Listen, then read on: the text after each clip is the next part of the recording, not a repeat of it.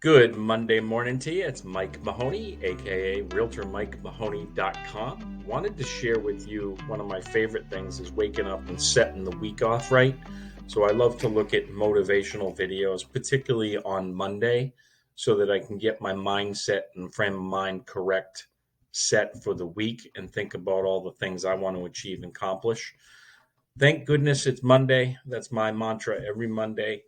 And today I wanted to share with you a story of Liz Murray. Liz Murray is the famed person who went from homelessness to Harvard. And she talks about, the possibility. And I wanted to share this with you. It's a little long. I'll just give you a heads up on that. So now's not the time for you to listen to it. Just save it for later. But it is pretty inspirational. And I think what you'll find is that anything's possible if you just keep at it and make the right choices daily. So as salespeople, that's one of the things that we need to do is focus on making the right choices instead of the easy choices every day. So enjoy the video. I'll talk to you soon. If I can help you out, reach out. Thanks and make it a great day. Liz Murray's unbelievable story. She is a New York Times best-selling author. They even made a Hollywood film about her. To go from a 15-year-old eating out of dumpsters to graduating from Harvard, how did you make that happen? Nightmare doesn't cover it. It changed my world. I found myself at 15 years old sleeping in New York City streets. It's definitely not Harvard material. I smelled. I would just eat from the garbage. Think they let people like us into Harvard? Why would a homeless person get into Harvard? I knocked on every door I could. I was told no so many times. Would you have taken me if I knocked on your door? My mother tried to sell my sister's coat to a drug dealer. I watched my parents shooting up drugs. Before I knew it, my mother's in hospice, my father's in homeless shelters. Clumps of my mother's hair would come out in my hands. The check would be gone, and that's when we would go hungry. You can only live this way for so long before something happens. Do you know how hard it is to get into Harvard? When I was 11 years old, my mother tried to sell my sister's coat to a drug dealer. She used to sell things around the house to get high, the toaster, her shoes, my bike, anything. The Thanksgiving turkey one year out of the freezer, anything to get high. One night she tried to do this with my sister's coat. That night, the drug dealer, he saw it was a child's coat, and he decided, I'm not buying that from you, I'm not exchanging it, and he gave her this coin. And it was an NA coin, Narcotics Anonymous. On the back of the coin, they had the Serenity Prayer. God grant me the serenity to accept the things I cannot change, the courage to change the things I can, and the wisdom to know the difference. My mother came home. She came in and just kind of slammed this coin down. I'm 11 years old. I take it into my hands, and I remember rubbing my thumb over this little inscription, not knowing really what these words meant, but there was something about the mystery and the beauty of the coin that made me keep it. I watched my parents shooting up drugs so frequently that was just the way that our lives went. To have my mother talk to me for hours and tell me how much she loved me and share her stories with me and be there for me in those ways, and yet at the same time, not be able to feed us properly. First of every month, the mailman brings everybody's disability check. We'd get the check, and then the first stop would be down Grand Avenue so my parents could get drugs. And 3 days later, the check would be gone, and that's when we would go hungry. There was a point where it all finally caught up with them. You can only live this way for so long before something happens. And Mom, she became HIV positive first. She got sick and came into my room one night to tell me, and nightmare doesn't cover it. It changed the shape of my world. Eventually, both my parents contracted HIV, and by the time that I was the age that most people are when they're planning their prom or applying to college, what happened in my life instead was that my mother went from having HIV to full-blown AIDS. Before I knew it, my mother's in hospice and my father's in homeless shelters, and I was 15 years old. So I slept on the subway, then I slept in the hallway, until I did realize I was in fact very much homeless. I used to visit my mother in the hospital for 5 hours. I would sit with her all day. We used to listen to the radio and we'd sing the songs together. And I'd help her wash her hair while we played the radio, and clumps of my mother's hair would come out in my hands.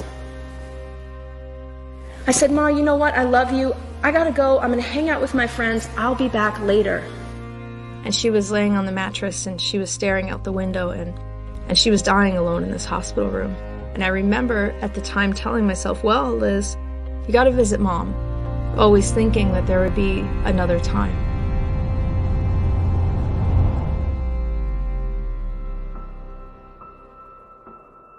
She died on a Wednesday morning, and she was alone when she passed away. They donated a pine box.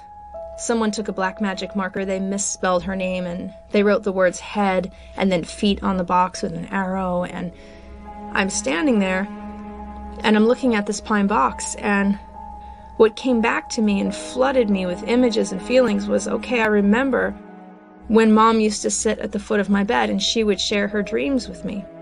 How one day she was going to be sober.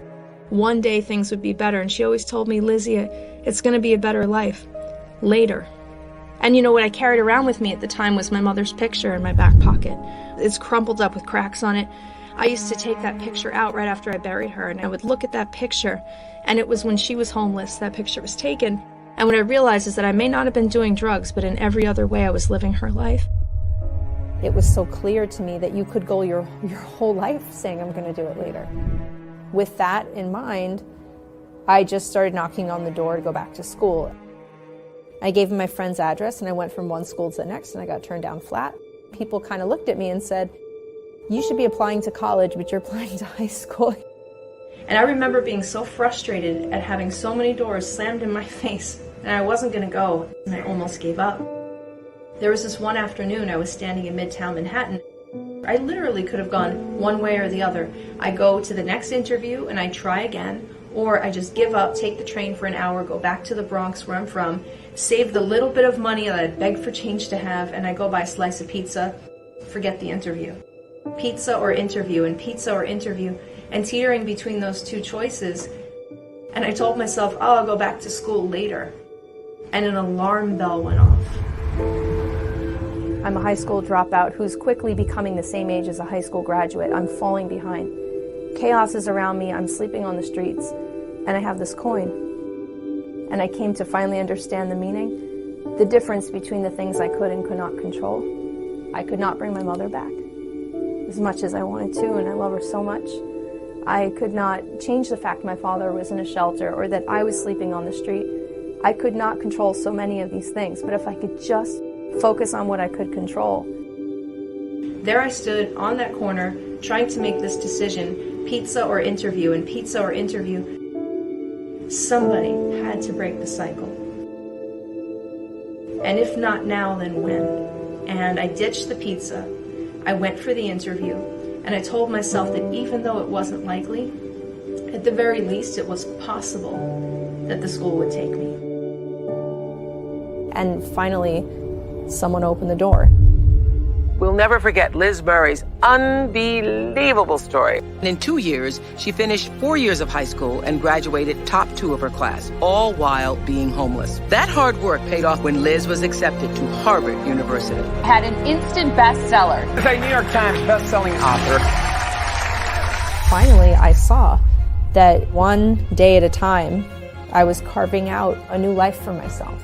And then I fell in love with what would be possible. I didn't know that I would actually be able to lift myself out of homelessness, go on to Harvard, graduate, and entirely change my life. I now am a mom. I've started a family. My husband, James, Liam, my son, who just turned 6, my daughter, Maya, I sing them to sleep.